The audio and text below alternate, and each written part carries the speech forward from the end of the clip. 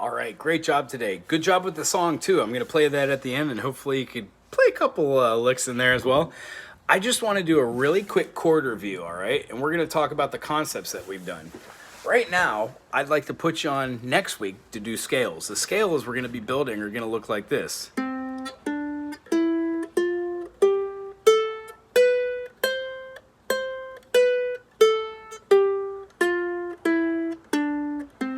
If you notice, I'm playing a C, a D, I'm playing the open E, playing an F at the first fret.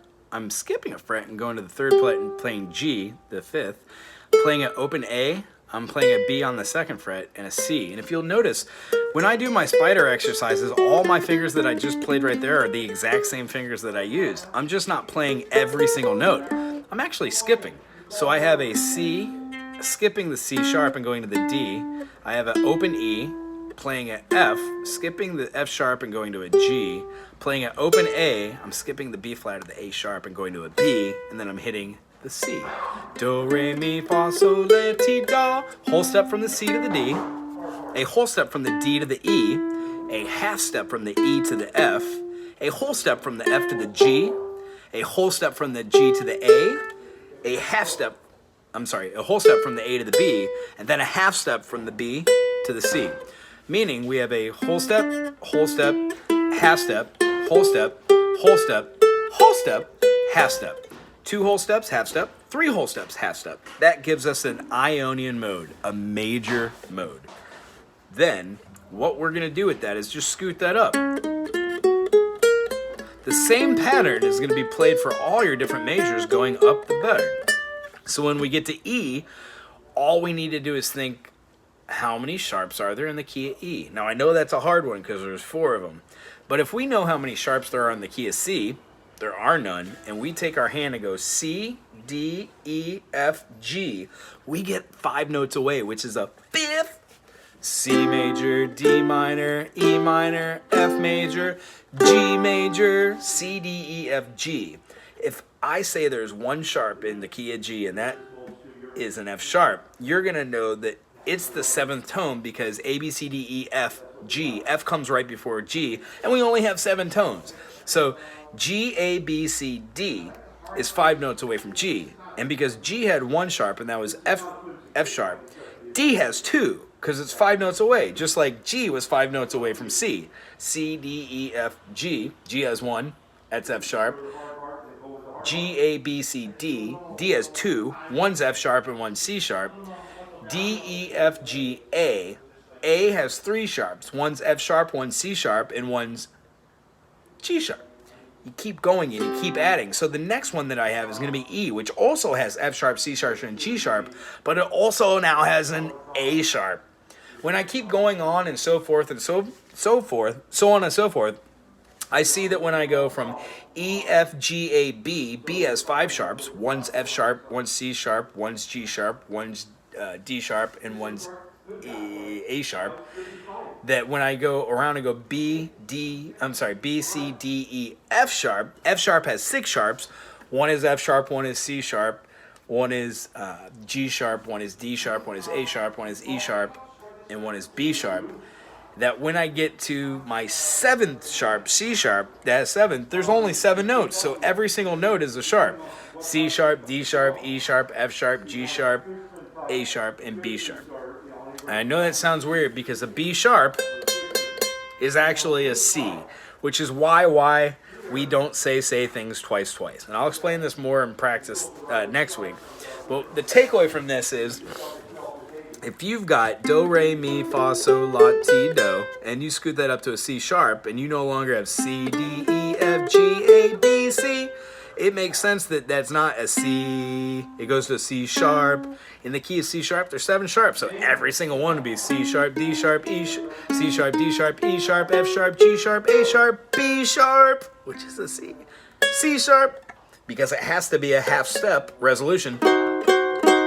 And every one of those, just like do, re, mi, fa, sol, la, ti, do, C major, D minor, E minor, F major, G major, A minor, B diminished, C major. When you go up to C sharp, you've got C sharp, D sharp, E I'm sorry, C sharp major, D sharp minor, E sharp minor, F sharp major, G sharp major, A sharp minor, and then here's where we have B sharp diminished, and then C sharp major. So all of the things are the same. So in D, D, E, F sharp, G, A, B, C sharp, D, D, E minor, F sharp minor, G major, A major, B minor, C sharp diminished, D major, so on and so forth. And you don't have to know all the names to all these different chords. The thing to take away are the actual patterns. Cool? So we're going to be working on that next week. But for this week, I'd like you to take all the chords you know and just turn them into minors. So you've got your C major, has your C, has your G, has your E, there's your triad, and then another C, because those are octaves, same notes.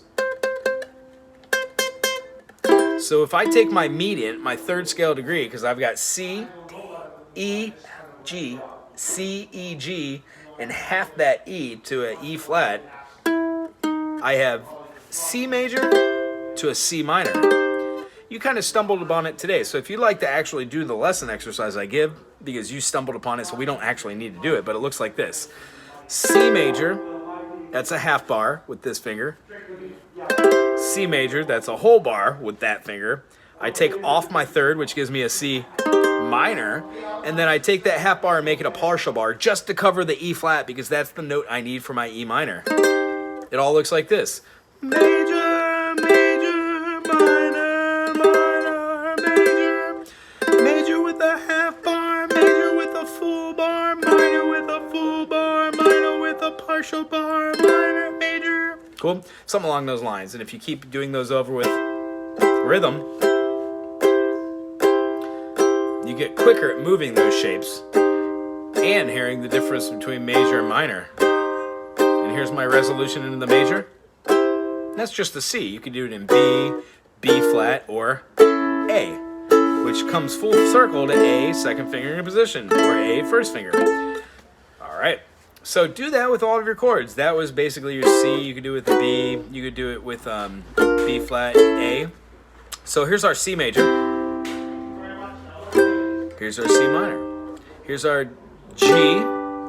Here's our third scale degree in a G. It's a B, C, D, E, F, G. So G, A, B, C, D. So G, B, D. We've got our G right here. We've got our B right here. And we've got our D right here. Well, the third scale degree is the B. So a B flattened makes a G minor. It would be weird to move your fingers over like this. So what we do is we actually just move the entire finger to go from major to minor. And it's a lot like what we did with the F major to the F minor. We're moving these two. We're still playing the F, but we're putting a different finger on it because it makes more sense. So go through all your majors that are on your sheet and turn them into minors, and we'll work on it next week. Thusly, right now comes to what we worked on in our lesson. We've got a major seventh and a dominant seventh. In the key of C, when we work that half step down and play the full chord, because the full chord has your triad, right? The E and the G plus the C you're playing. Here's your E. Here's your C, and here's your G. So when we move this down, we're replacing one of our C's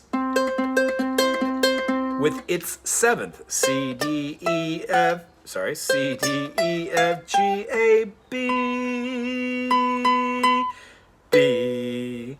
Replacing the C with the B. So it becomes a C major 7. And if we go down a whole step from the C, C, B, B flat, it becomes a C dominant 7. So what I'd like you to do is take all the chords you know, like let's say a G. Move this note down a half step to make a G major 7, just like our lesson last week, and then a G dominant 7. Now that you've got the idea of G major 7, G dominant 7, try and do it in rhythm.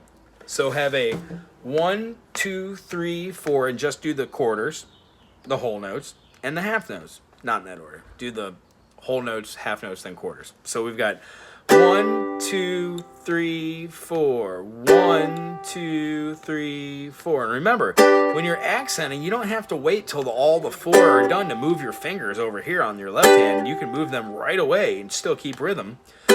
2, 3, 4. And when you've got your finger movements of moving your chord over here in rhythm with the right hand, go half notes instead of whole notes. So you'd have 1, 2, 3, 4, having every other one, right? Keep moving and make sure there's no slag between playing the 2 different chord shapes of the same chord. Different fingering. And then when you've got your half notes, try whole notes and hold the notes. So it would look like this. 1, 2, 3, 4. Whenever you're comfortable, switch on a 4. 2, 3, 4. And then when you're really confident, go back and forth. 1, 2, 3, 4. 1, 2, 3, 4.